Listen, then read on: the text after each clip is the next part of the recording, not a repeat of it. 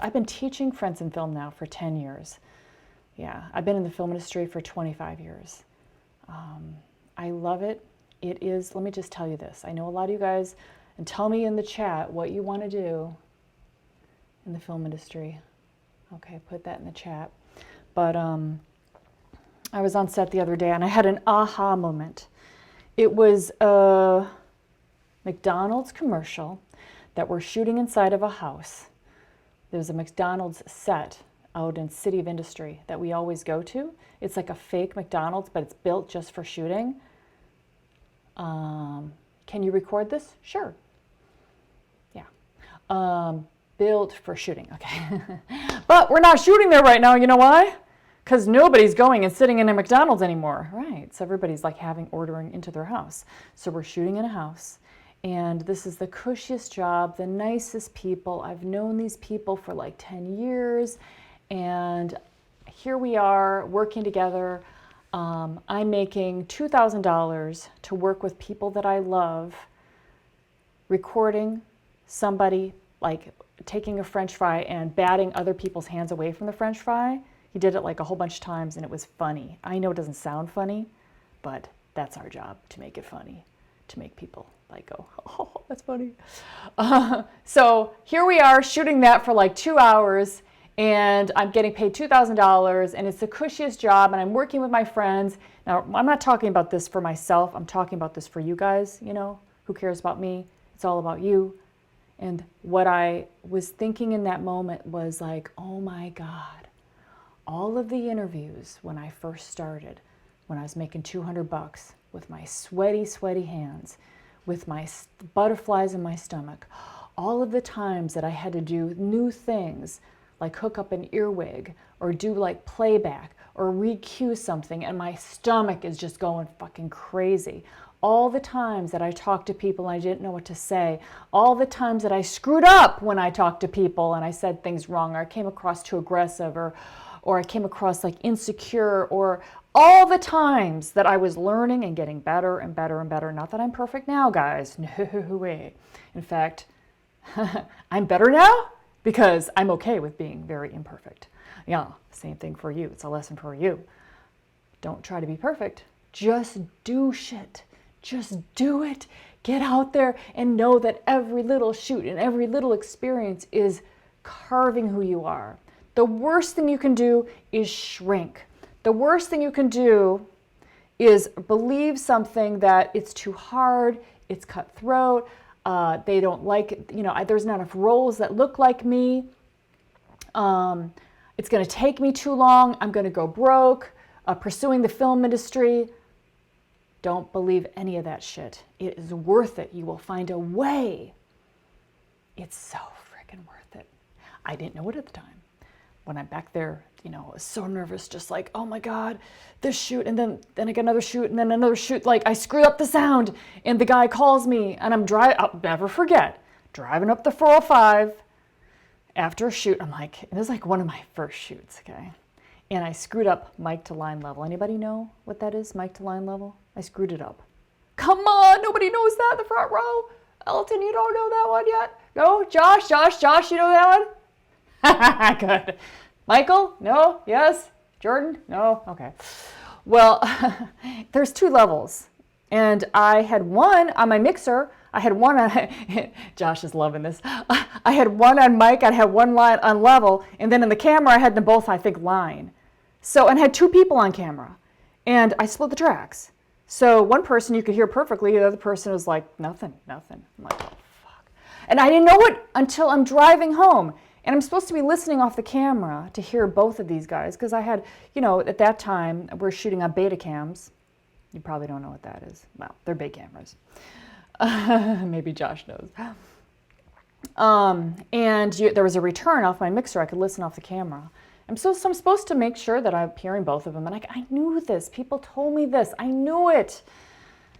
So I'm driving home. I remember exactly where it was. It was a sunny day. I'm driving my little red Toyota Corolla up the freeway. I know Sunset exit, and I get the call from the camera guy who had hired me.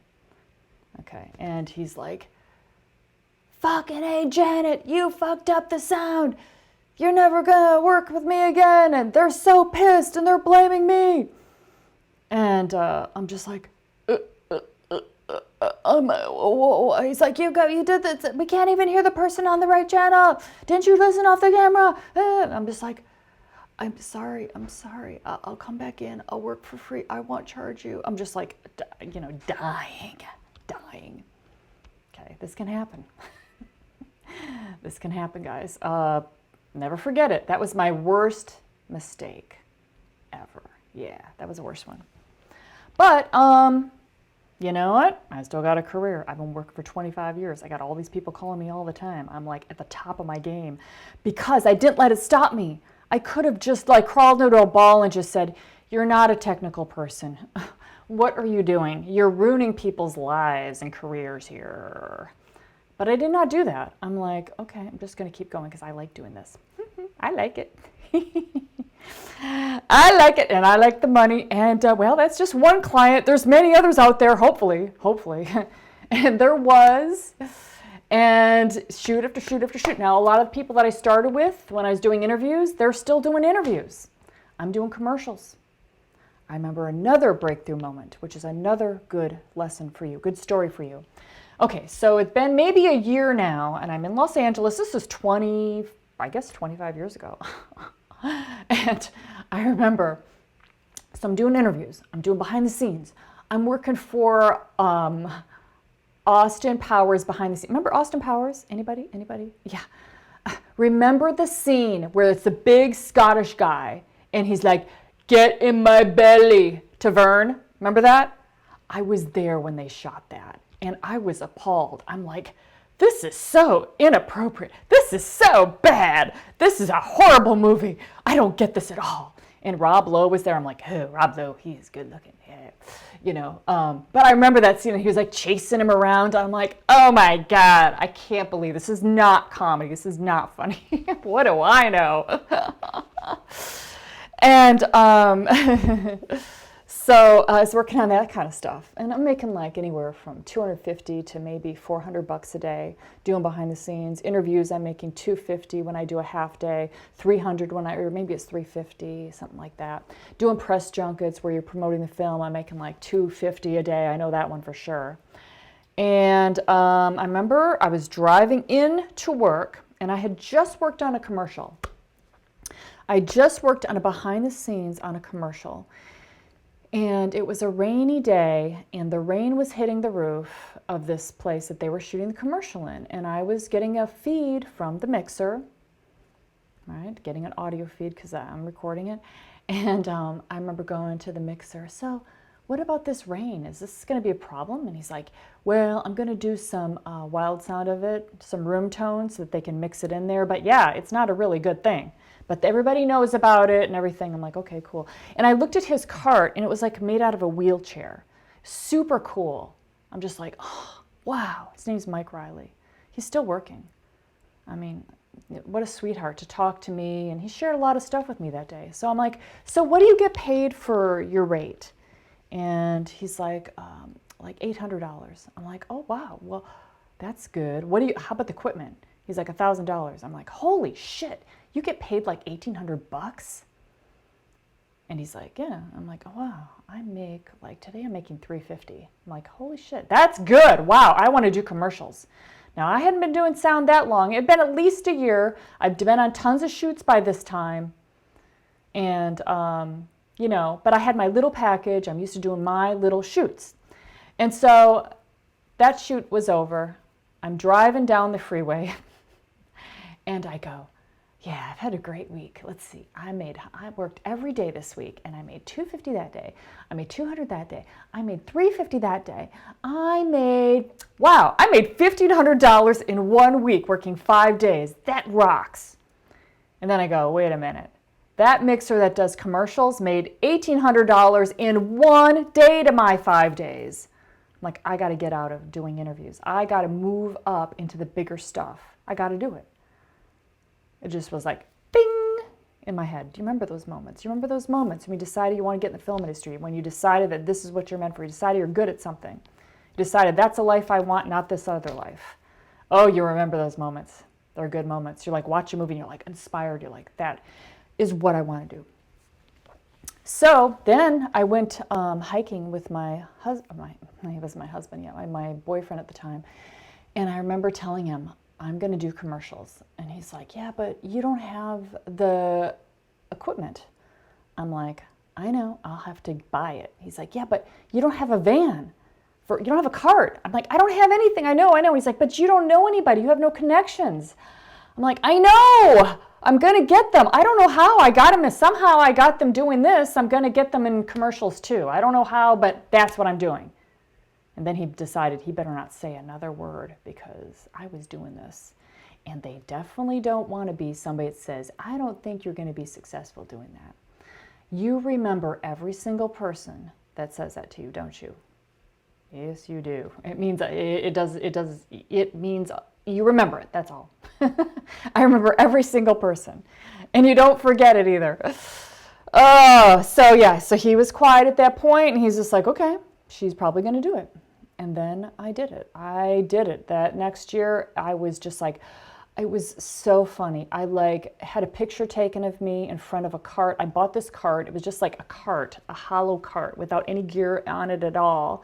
I just set it up. I put a bunch of my documentary gear on it and kind of hooked it up. It's not the right gear for commercials. I did not have the right gear at all. But I hooked it up, and then I hired a photographer to take a picture of me standing in front of it, looking really, I'll have to show you the picture, looking like, this is what I do. And then I sent it around to producers, production supervisors, to directors, who were not the right people to send it to. I mean, producers, yes, but not directors. They're never going to hire you. It's always the producer that hires you for the director. And I sent it, I sent probably like 200 of these to all these production companies in LA. And then out of the blue, I get a call, and I remember exactly where I was sitting at my kitchen table. Janet, are you available next Friday? We have a shoot. I'm like, yeah, who is this? It's like, this is Chris Mather from Backyard. I'm like, holy shit, this is one of those commercial production companies. I'm like, yes, I'm available. And he's like, okay, we got to shoot. I'll put you down. So see you then. Click, that was it. I'm like, holy shit. I'm like, oh my God, I don't have the gear for that. I'm not ready for this. Oh man, holy shit. And I go to the shoot. I'm nervous as hell. I can't eat breakfast. I mean, anybody here have anxiety or knows that you're wired for like, well, that's me. I have a lot of that energy, and I call it good energy. I call it excitement energy instead of nervous energy. You could call it either way, but I call it that because it's a better thing to call it. And because you can be successful even though you have a lot of energy. In fact, energy is good, yes. So I go to the shoot. I can't eat breakfast. I'm just like so nervous. I hired a boom operator who had more experience than me. Good, but not somebody that I ended up working with after that year. And I didn't screw up. And they kind of liked me, I guess. I don't know. I was so fucking nervous. Anyway, then they call me again. And then they didn't call me. And I'm like, oh my God, what happened? I screw up. I found out that the regular mixer had a heart problem, and he came back now, and he's working with them again, so they don't need me right now. They're working with somebody else. I'm like, okay, that hurts, but all right.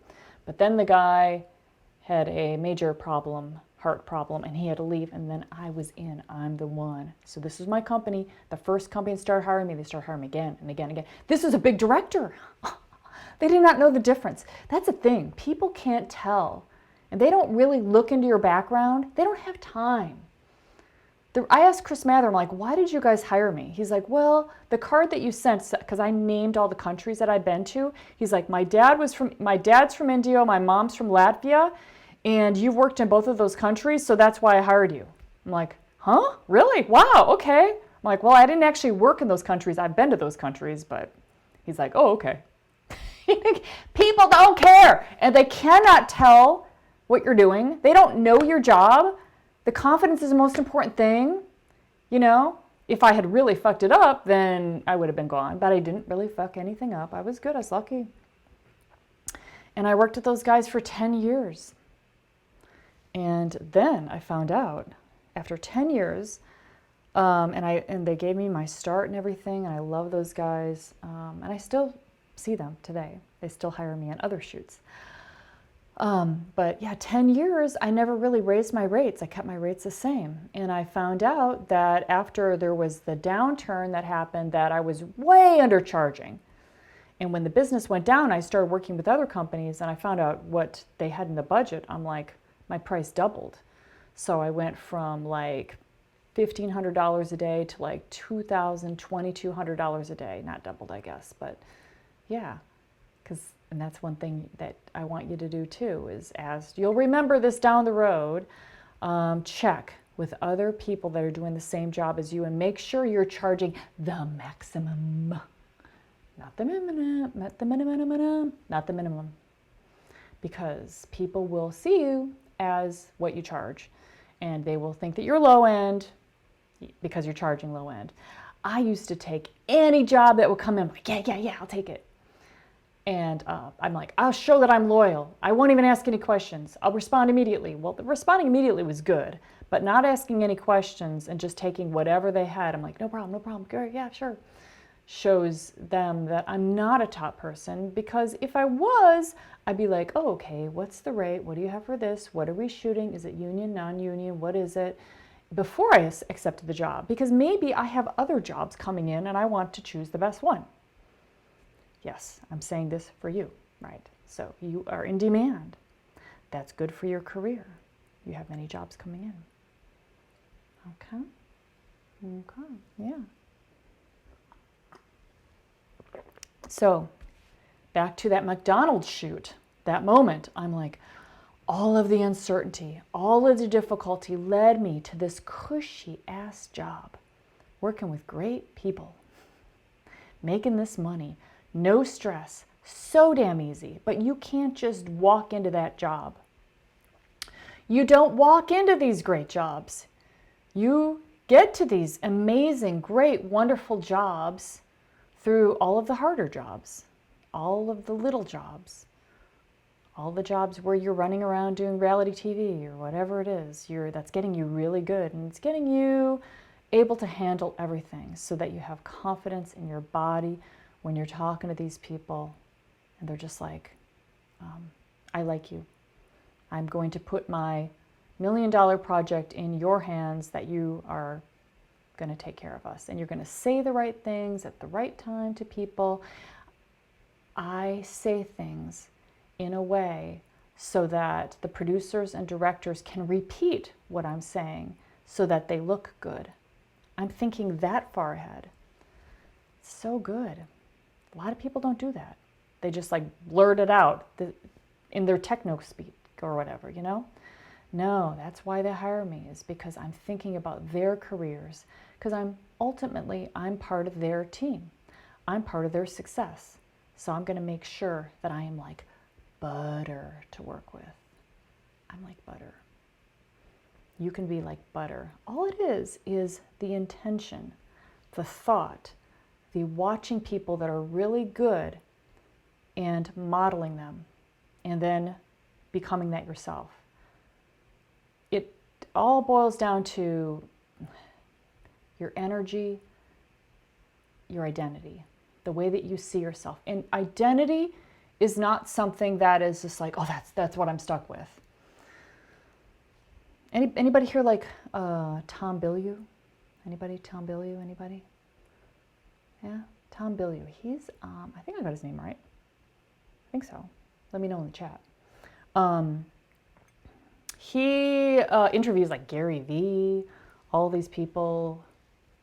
He is a billionaire. I bought his course, and it's on mindset. Mindsets. Boring? No, not boring, because from there you create everything. You know, just how you see yourself is how you create your whole life. Because I could have stayed on the small little jobs like everybody else did. Like those people that I was working with back 20 years ago, they're still doing those little jobs. And they're great, they're so good at them, but they're making like a third of the money that I'm making. And they think, oh, I can't do commercials because I don't have any connections. I can't do commercials because I don't have the equipment. I don't know how to do that. I haven't never done the playback. I've never done the earwigs. I've never done all these things. And so therefore, They keep taking the jobs that come in.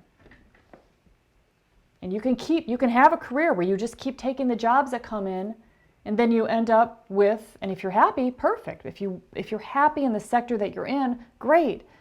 But maybe you wanted to do feature films, but you're shooting a lot of sports.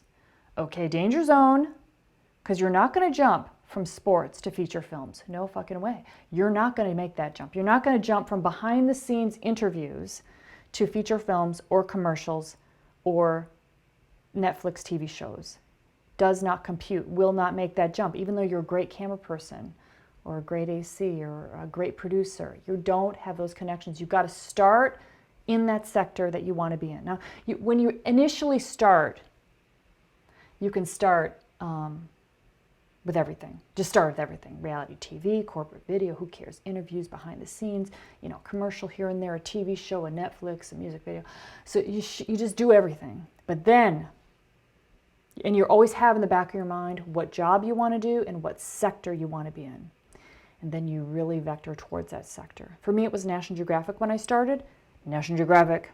And every time on set, I'm like, hey, who works for National Geographic? Hey, who does the travel jobs? Hey, what production companies? I'm asking, I'm talking, and I'm getting all the information. Very quickly, I'm doing National Geographic. All the people that I'm working with and doing the interviews, they're like, how did you do that? How did you get in National Geographic? I'm like, I just decided I was going to do it. I went to the Jackson Hole Wildlife Film Festival. I met those people. I watched their films. I stayed in touch with them. Of course, yeah, just like you're going to do. So you really vector, meaning everything is focused, obsessed with that sector, and then you will start meeting the people and start working that sector. You have to start doing it when you start off, because you want to meet all these people and get some time with them. Where they're like, oh, I love Michael Gurney. He's so great. He's, I like him. Hey, I got second unit thing. I'm going to refer it to him. Love this guy. Hey, you got to work with this guy. He's great. So those relationships have to start initially. So start off with everything and then zone in and you can go.